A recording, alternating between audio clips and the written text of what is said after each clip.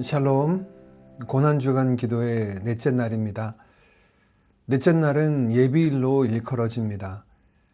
예수님은 십자가를 준비하시며 제자들과 유월절 만찬을 행하셨습니다.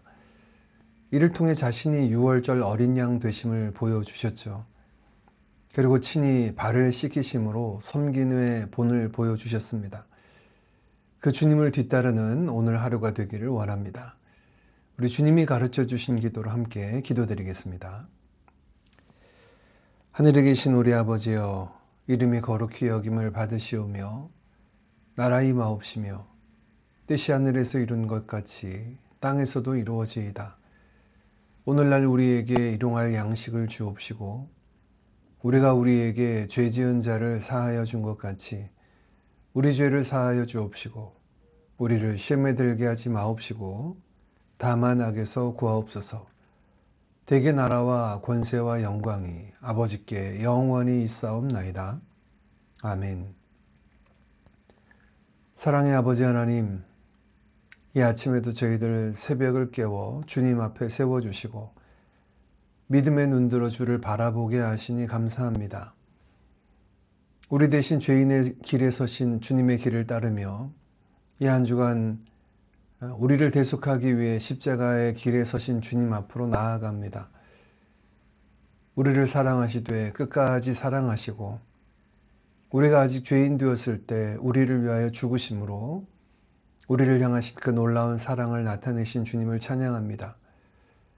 이 한 주간 주님의 그 크고 놀라운 사랑에 잠기우게 하시고 또한 그 고난의 길에서 죄의 비참함을 알게 하셔서 죄를 미워하고 죄에 대해 싸우며 죄에 대해서 죽은 자로 여기고 이 땅 가운데 살아가도록 인도하옵소서. 주께서 십자가와 부활로 이루신 구원을 저희들 온전히 날마다 경험하기를 소망합니다. 예수 그리스도 안에서 새로운 피조물 되어 이전 것은 지나가고 새 것이 되어 살아가게 하옵소서. 저희 마음과 생각이 주를 기뻐하고 즐거워하며 삶의 이유와 목적을 오직 하나님의 영광에 두고 살게 하옵소서. 특별히 주께서 피 흘리셔서 이루실 그 생명과 평화가 필요한 땅이 있습니다. 전쟁으로 피 흘리며 고통 중에 있는 나라들 위해, 불의한 지도자로 인해 고통받는 백성들 위해, 뒤틀려진 욕심으로 어려운 전 세계 위에 주의 은혜를 내려 주옵소서. 저희로 마땅히 돌아볼 자들을 돌아보게 하시고 주께서 이 땅에 이루시는 그 평화와 정의와 사랑의 도구들로 삼아 주옵소서. 이 아침에도 주님께로 나아갑니다. 주의 성령으로 저희들 붙잡아 주시고 온전케 하실 줄 믿사오며 예수님의 이름으로 기도하옵나이다. 아멘.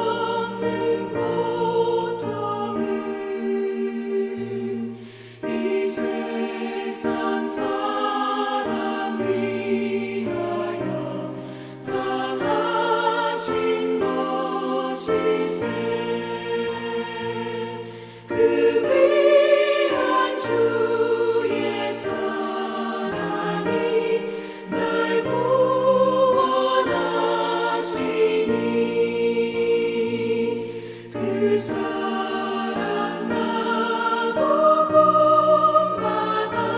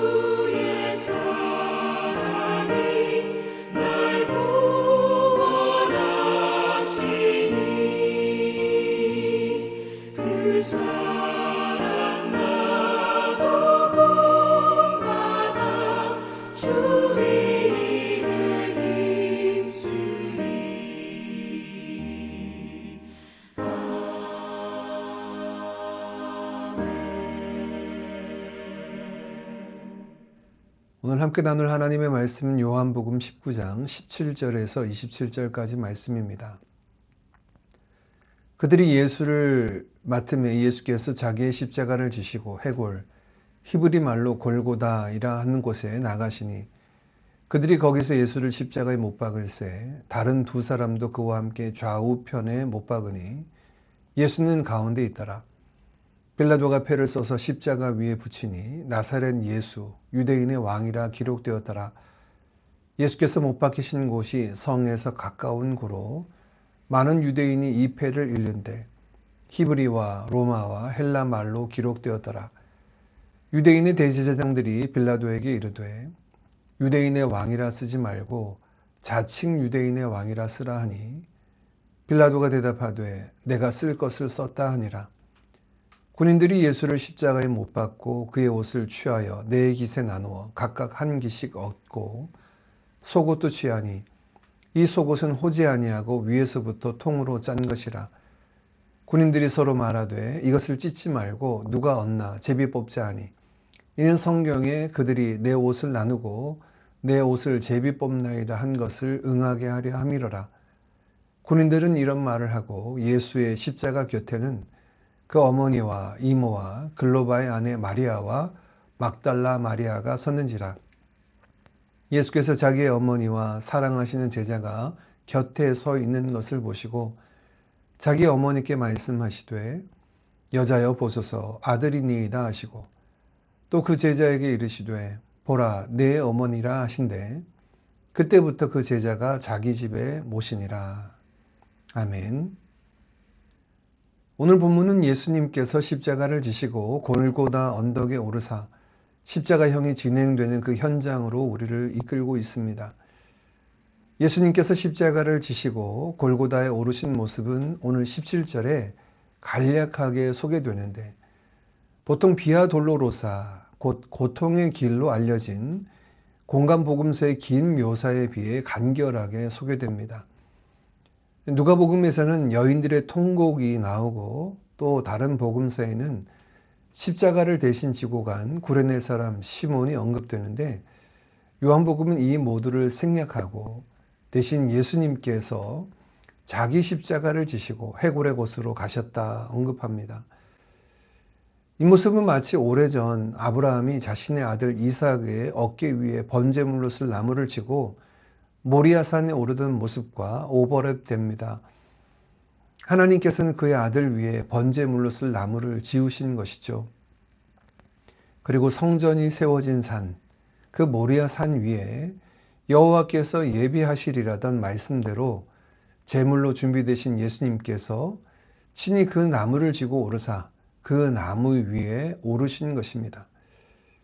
공간복음서에 따르면 병사들과 사형수들은 조롱과 통곡 속에서도 도시를 가로질러 이 해골이라는 불리는 영문을 지나 해골의 곳이라는 언덕 위로 올라갑니다.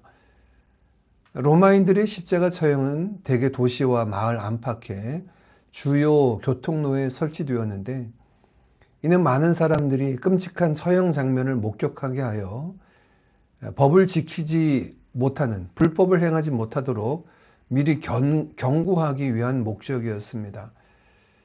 그 목적대로 예수님의 양옆에는 두 강도가 함께 십자가에 못 박혔고 그 십자가가 세워진 곳은 성문 밖, 모든 유대인들이 그것을 바라볼 수 있는 가까운 곳이었습니다. 20절 말씀에 이곳은 성에서 가까워서 많은 유대인들이 예수님 그 십자가 위에 붙여진 죄패를 보게 되었다 말하고 있죠. 어제 본문에서 세 번이나 빌라도의 입을 통해서 죄가 없으시다 선언되었지만 죄인으로 여겨져 죄인들과 함께 십자가에 못 박히신 것입니다. 신구약 성경 모두는 예수님께서 십자가에 오르셔야 한 이유를 이렇게 밝히고 있습니다. 그가 찔림은 우리의 허물 때문이요 그가 상함은 우리의 죄악 때문이라. 그가 징계를 받음으로 우리는 평화를 누리고 그가 채찍에 맞음으로 우리는 나음을 받았도다.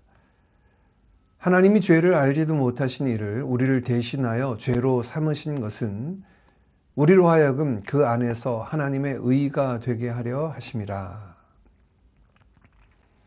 우리의 죄를 그에게 전가시키시고 우리를 구속하셨습니다.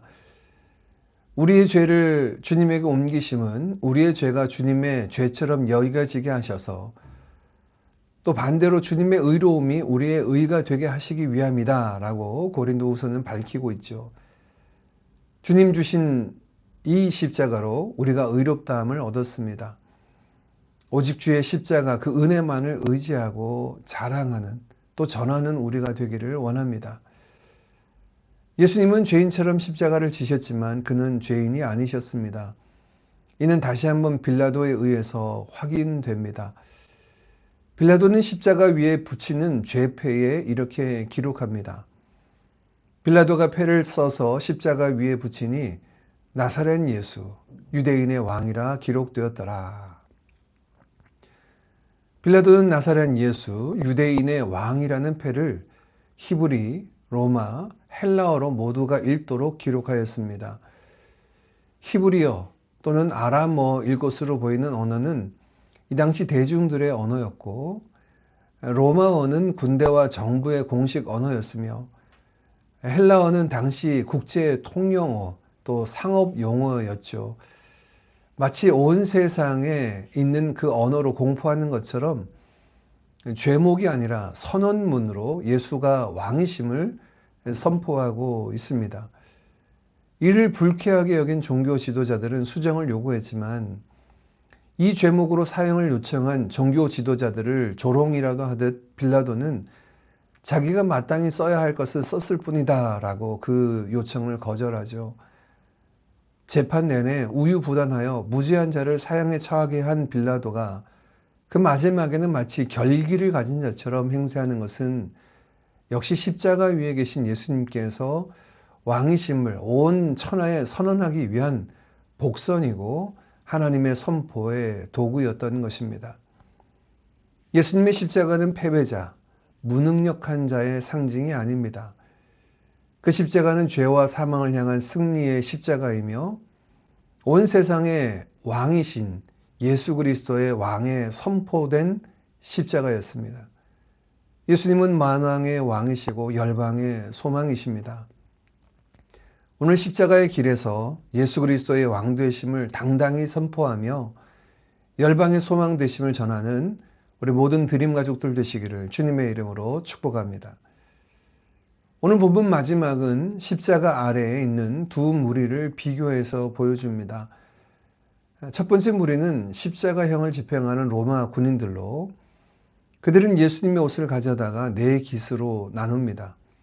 그리고 속옷은 통으로 짠 이음새 없는 좋은 옷이었기에 한 사람이 제비를 뽑아 갖자라고 모의할 정도입니다.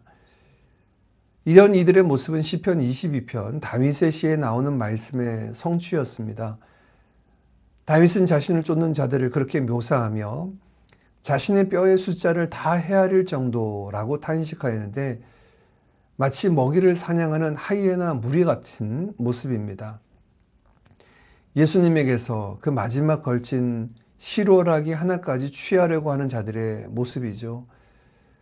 반대되는 또 다른 무리가 있습니다. 바로 십자가 곁을 지킨 여인들과 예수님의 사랑하는 제자입니다. 24절 마지막과 25절은 이렇게 연결되어 있습니다.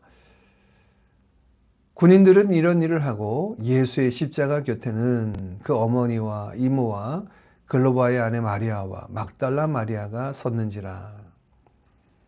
24절 마지막 군인들은 이런 일을 하고 또 예수님의 십자가 곁에는 이런 여인들이 있었다 라고 마치 두 무리를 비교하듯 보여주고 있습니다. 무엇을 비교하고 대조하는 것일까요?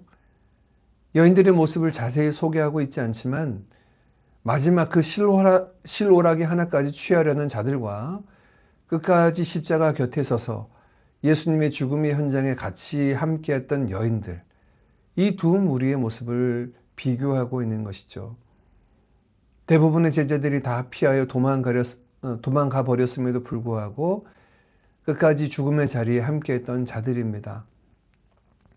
병사들은 예수님의 옷을 취했지만 여인들과 그 사랑하는 제자에게는 주님과 함께 끝까지 그 사랑의 관계를 유지하고 사랑으로 예수님과 함께하고 있습니다. 예수님은 자기 어머니와 사랑하시는 제자가 곁에 서 있는 것을 보시고 그 어머니에게는 제자를 아들로, 제자에게는 어머니를 내 어머니라고 말씀하시며 맡기십니다. 복음서 기자는 그때부터 그 제자가 자기 집에 모셨다는 코멘트를 답니다. 예수님은 곁에 선 사랑하는 자들에게까지 끝까지 그 사랑의 관계를 이어가시고 책임지시는 모습이었습니다. 맏아들로서 부양해야 될 어머니를 끝까지 책임지시는 모습이죠. 로마 카톨릭에서는 제자에게 내 어머니라 하신 이 구절을 근거로 모든 제자들의 어머니가 마리아다 주장하기도 합니다만, 이는 마리아에게 사명과 사역을, 그 위치를 지정해 준 것은 아닙니다. 자신의 생명이 다하는 그 순간까지 사랑으로 책임져야 할 부분들을 끝까지 책임지시고 사랑하며 섬기신 모습입니다. 주님의 십자가 앞에 선 우리는 어떤 모습입니까? 끝까지 주님에게서 무엇을 얻고 취하려는 자입니까? 아니면 사랑의 관계로 주님과 함께 끝까지 그 관계 속에서 사랑하며 함께 거하는 자입니까? 십자가 아래에 있는 우리는 주님과 어떤 관계, 어떤 모습으로 서인지 돌아보고 사랑 안에 굳건히 서서 끝까지 우리를 사랑하셨던 주님, 그 사랑에 머물며 주님을 사랑하고 이웃을 사랑하는 자리에 이르는 우리 모두가 되어지기를 원합니다.